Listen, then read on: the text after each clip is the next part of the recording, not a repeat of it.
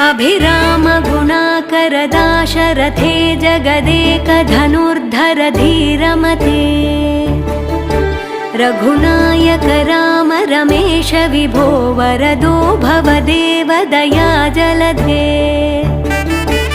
अवनीतनया कमनीयकरं रजनीकर चारुमुखाम्बुरुहम्